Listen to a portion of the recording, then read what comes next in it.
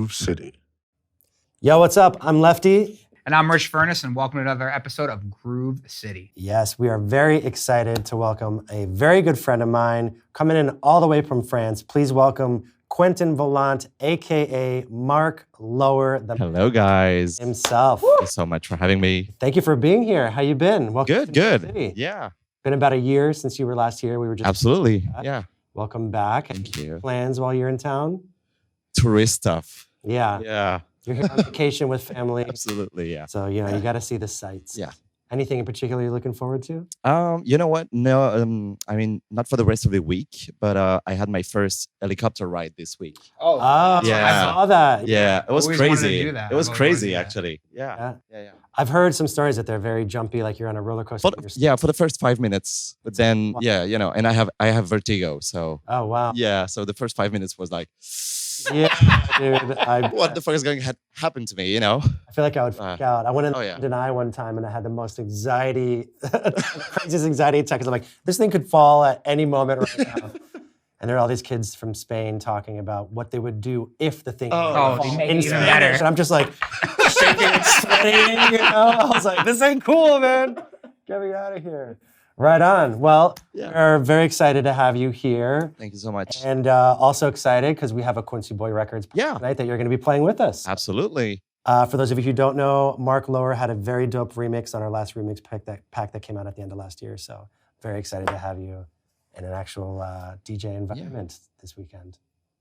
Me too. Yeah. So you've done so much over the years with your music. Before we get into that, though, why don't we talk about some of the early days and what got you into music? I know you're a big disco fan, obviously, but maybe you can tell us about your inspirations and what brought you. So I started making music myself in 2008. 2007 to 2008. I was actually 12 years old. Wow. Young protege. Yeah.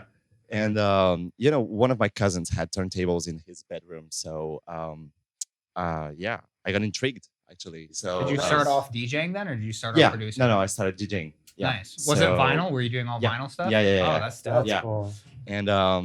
And then for some reasons, I met some guys working in nightclubs, DJs and promoters, and one of them, Thomas, he offered me to show me how to make music, and I've never made any music before that. So that's how it started. Yeah. What was the first DAW? Do you remember? 2012, you were probably right into Ableton. No, I think I first worked on Cubase. Oh, okay. Cubase. Yeah. And then switched to Logic probably later. Oh, that's right. You're in Logic. Yeah. Yeah, duh. Yeah. How could I forget? I know. Well, I'm dumb because I forgot that. And we've had the pleasure of collaborating, not only releases together, but I've also many tracks artwork and stuff for your music. It's a lot of fun. Yeah. Do you feel like starting on vinyl was really like key for you as like a DJ producer and stuff? Because a lot of people don't start on vinyl, nowadays. I don't know. I think it just got me to collecting vinyls. And I'm buying so much vinyls now that, Now you can never move. No, I just came back from A1 Records. Oh, cool. I was there earlier, So Bought a bunch of stuff? Yeah. Sure. What did you start DJing when you first were learning? What kind of music or were you doing? More like progressive house, Dead Mouse stuff, this cool. kind of stuff, yeah. Nice. Yeah. And then switched to new disco in, 2012. Okay. Okay. Something like that. Right around the same time that you kind of just went into EDM and you're like, I like the new disco stuff. You know what? I actually switched to new disco when I made the Bad Boys Cry track. Oh, nice. Yeah. My first Nervous Records release. Which was also a big release for you. Yeah, we just celebrated the 10 years anniversary this week of the track. And it's got like crazy streams, right? Yeah, 150 million. No big deal. Yeah. No big deal. I was just waiting for, that was your first release? Or? It was my first release on Nervous Records. I had releases before, but it was more like progressive house stuff as well. So it was like the first kind of like disco house record. Yeah. So is that when you saw that success, were you like, all right, this is my lane? You know what? The success actually happened like a year after the release. Okay. That's the fun thing. Yeah. That's interesting. Yeah. And actually good to know that all your music doesn't have to hit right away. Absolutely. Yeah. I think it started because the track was used on the Head Candy Ibiza campaign or something like that. Competition or something? Yeah. Dope. Yeah, that is cool. Yeah. Wild. I mean, that was a huge success for you. And then since then, you've done so much. Yeah. I feel like I started learning about your music probably like, when did you start Mark Lower for sure? I guess that was it, right? Yeah. So I feel like it was around 2017, 2018, I started seeing your tracks. And I didn't realize that you were also part of Barry and Gibbs. Absolutely, yeah. Which I learned after I met you and I started, you know. I remember that, yeah. Yeah. I was like, oh shit, because I was also getting a lot of that music too. Yeah. Barry and Gibbs is like my side project with my best friend. Wow. Yeah, we're just, throwing parties in our hometown, disco parties, playing disco records, like proper disco records. Yeah, you guys made like some cool edits and bootlegs and stuff like that. Yeah. So all quality music. But I saw the crossover and I was like, oh, of course. That's I totally hear it now. Meanwhile, then I was just like, this is cool. I'm going to play all this stuff. Yeah. So a lot of the guests that are on our show come from the United States. How do you think it was different coming up in Europe and in France as a DJ and producer? Do you think that there's like a difference in the scene out there, a difference as far as like how people approach it? I don't really know what's happening in the US. Yeah. So, but, what was weird for me was signing on a big US record label, because Nervous Records has been around for forever. Yeah. I think my first record was a Nervous record. Wow. Yeah. Really? Ricky out the womb, Nervous all the way? Yeah, I love it. I was buying Nervous Records vinyls when I started. So yeah. Bleecker And, Street Records down. And the weird thing for me was like people telling me, do you realize that you signed on Nervous Records and how big it is? I was like, yeah. I don't know. You're like, yeah, I'm gonna get 150 million. Yeah, so that was the weird thing because now people think I'm American. Yeah. I thought you were American at first. I won't lie. Really? Yeah. I totally did too. And what's funny is actually a lot of people think I'm English or French. When I first started doing my project, a lot of people thought I was from France because I'm doing a lot of French house. Oh yeah, that makes sense. Yeah. People like some guy did a show a little while ago, and he's like, "Wait, you're not from the UK?" And I was like, "Nope, sorry to bug you. I'm right here in New York." I was going to say, I feel like one of the big things that I look at, like the U.S. market versus the European market, is I think there's a bigger DJ culture in Europe for sure, and I also think for you guys for traveling, like, are you able to play a lot? It's way easier for us. Yeah. You're able to play all over Europe, so I'm sure you get to see a lot more different types of parties and stuff because of that. Yeah. I mostly played like Eastern Europe. Okay. Romania, Ukraine. Eastern Europe. Nice. And England. Not much in France, actually. Yeah? Yeah. Is there more of a competition because there is a bigger DJ culture out there, do you think? Well, I think when you're in France, and I'm probably going to upset some people saying that, but when you have a bit of success, then people tend to not invite you or, I don't know. They feel threatened in a way, kind of. It's very French, I think. I think it's very French. Yeah, no. But I think last time I played in France, apart from me throwing out the party, was probably, I don't know, 2018. That's crazy. Yeah. That is wild. Something like that, yeah. I feel like from my friends, like, one of the singers in my band, he was in France for a long time. He's from France.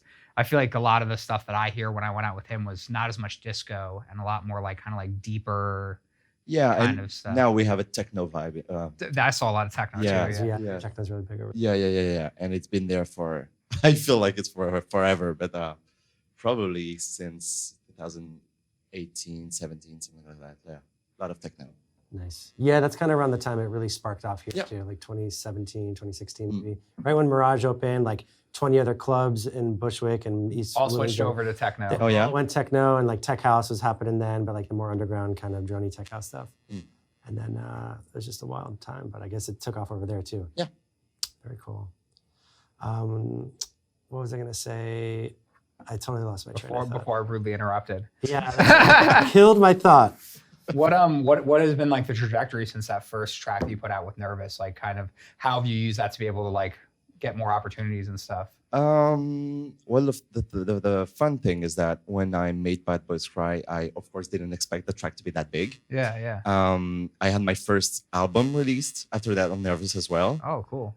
Which was in the same vibe, new disco and a bit more deep actually than what I'm doing now.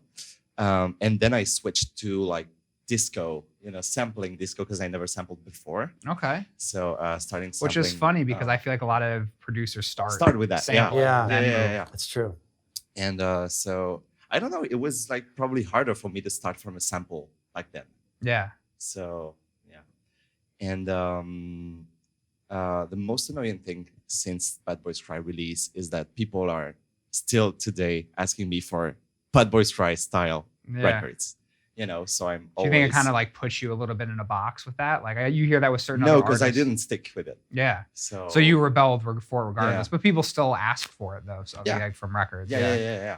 I feel like it though fits the sound that you've carried the whole time. I mean, it still sounds similar to me. It sounds like you. You have your own signature. Yeah, for sure. I think so. Yeah. So yeah. Did you grow up as a musician? Is that why? Where did you? Absolutely not. No. So no, you just listening started to a lot of music. That's cool. Yeah. Because I am definitely did not start as a musician. So I started off sampling because like, oh, let me take this piece that is already there and manipulate it in a way. And it's kind of interesting that you didn't necessarily have the musical training, but you were just like, all right, cool. Absolutely. I'm going to pound away on this keyboard. I was playing a bit of the guitar, but that's it. Yeah. Wow. Yeah.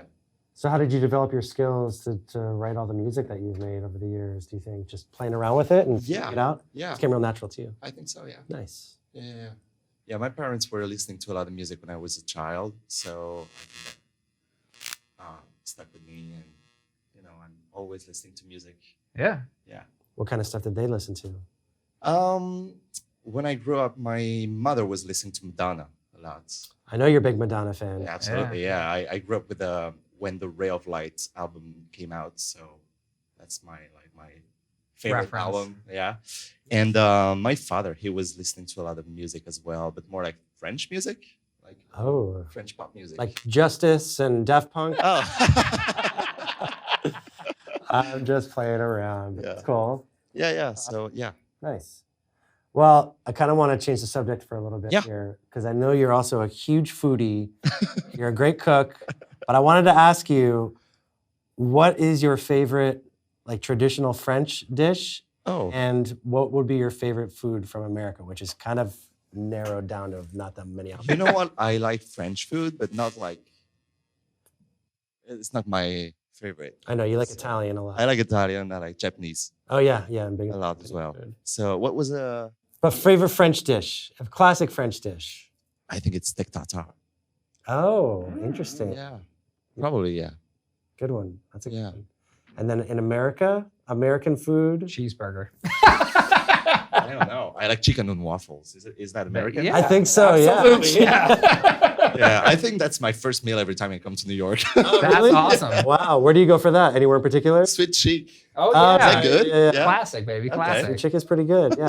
I'm not a huge fan of the fried chicken. The batter's a little thick on it, but that's just me. I don't like it. It's not bad. Nice.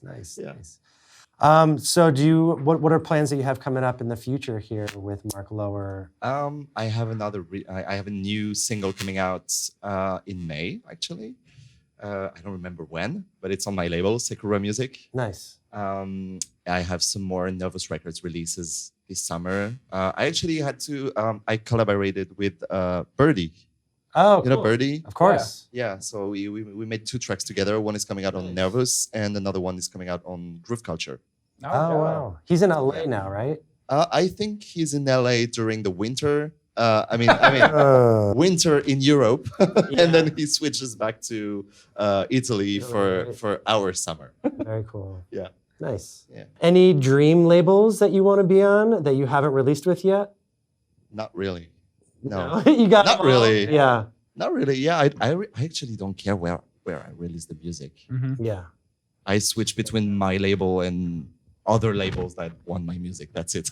Nice. Yeah. I mean, I think that's a good outlook to have, honestly. We had a nice couple collabs on your label. Yeah. One of which did very well. We're at like 500,000. Paradisco, yeah. Really love the track. Crushing it. Yes. Yeah, we have to do more. Yeah, we do have to do more. Definitely get some more in there. So as somebody who started DJing and producing at a young age, what advice would you give to other young producer DJs about like how to get started or how to dive in? I don't know, because I think I met the right people at the right time. A lot of it is timing, for sure. Yeah. Keep working, of course. Yeah. Trying to I'm always trying to evolve. I think everybody is, but trying to learn new things every day. And what I learned though is don't stop. Like if you work on a daily basis, keep doing that. Because if you stop for like, I don't know, 2 weeks, sometimes if I do, the next time I sit in front of my computer, I'm like, how did I make this right? How did I make this right? And do I still know how to make music? Yeah. So I think you have to work on a daily basis, or the more often that you can. Nice. Just to bring it back to your first release with Nervous, how did you get connected with them, or what made you choose them to pitch it to when you made it? Were you like, oh, I'm going to send this to Nervous and sign it with them? I was already playing in nightclubs in France, and I was playing a lot of Nervous record stuff. Okay, so you were just of the label. Yeah. And I don't know why, but when I made Bad Boys Cry, it's the first label that I thought of to send the track. I sent it, and the AR, Andrew, he answered in like, I don't know, 15 minutes. Wow. It's always a good sign. Yeah. And I'm going to tell something. When he's going to see the interview, he's going to be like, because we don't remember if that's true or not. But I think I remember him saying, I like the vocal, but it was coming from a sample pack. Right. And he said, the vocal is nice, but do you think we should like remove the vocal and have another vocal done for the track? Yeah. Because I built the track around the vocal. Mm-hmm. And I was like, no. I was like, this is the track I built the track around the vocal, so it has to be that one. Yeah. And he was like, yeah, I don't know. And finally, and he ended up signing the track anyway. So nice. Yeah. It was a hit. Amazing. It was, yeah. That's awesome. So you just reached out to them, just being a fan? Yeah. That's awesome. Yeah. We became friends, and he kind of became my manager as well. Yeah. So, yeah. Good people. Yes, definitely. It could always just be an email away. Absolutely, yeah. You have to dare, I think. I think that's the big one. I think 2 points you hit on is like, you have to dare, because I think a lot of people are afraid to let their music out and send it out. Like I know so many producers who are just sitting on tracks and like, well, what if they don't sign? I'm like, well, you won't find out unless you send it. Yeah, it's just doing any good sitting in your hard drive, right? Exactly. Just don't send a link. Just a link. Yeah. That's it. Give some context. Totally. But also don't write them a 3-paragraph essay about the track. Absolutely. Short and sweet, to the point. I think there's a lot of finesse to that pitch. Yeah. There is. Yeah. I've been working on it for 10 years. Still trying to find the groove. Tell me about it, man. Sometimes I'll change it up and be like, hey. How's it going? What's up, party people? I won't hear for 2 weeks and be like, not for us. I'm like, it was the email, not the song. Yeah, it was definitely the email. It happens. Nice. Yeah. Well, I guess that pretty much concludes us, unless you have anything else, Ricky. No, I don't think so. Where can people find you on socials? Everywhere, but on TikTok. Everywhere. What's the handle? I hate TikTok, so yeah. What's your at? At Mark Lower? Yeah. Just no underscore or anything? I think that IG is mark.lower. Mark.lower. Yeah. I just tagged you in something. Oh, yeah. I also want to take this opportunity to thank the Sound Collective for having us in their beautiful facility. We have a ton of programs here for you guys, including membership, where you can utilize all the gear in front of us, including a recording studio, live streaming space, practice rooms, and a performance space. I think I said that twice. We have online courses that you guys can take, learn at your own pace, including a certificate program where you can learn a certificate in your discipline. I want to thank you for coming on board, and make sure you guys check out his set. That's going to be linked below in this playlist. You're about to hit us with some rippers. Anything that they have to look forward to? Yeah.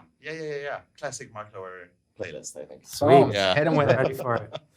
All right, I'm Rich Furniss. And I'm Lefty. Thanks for watching. Much love.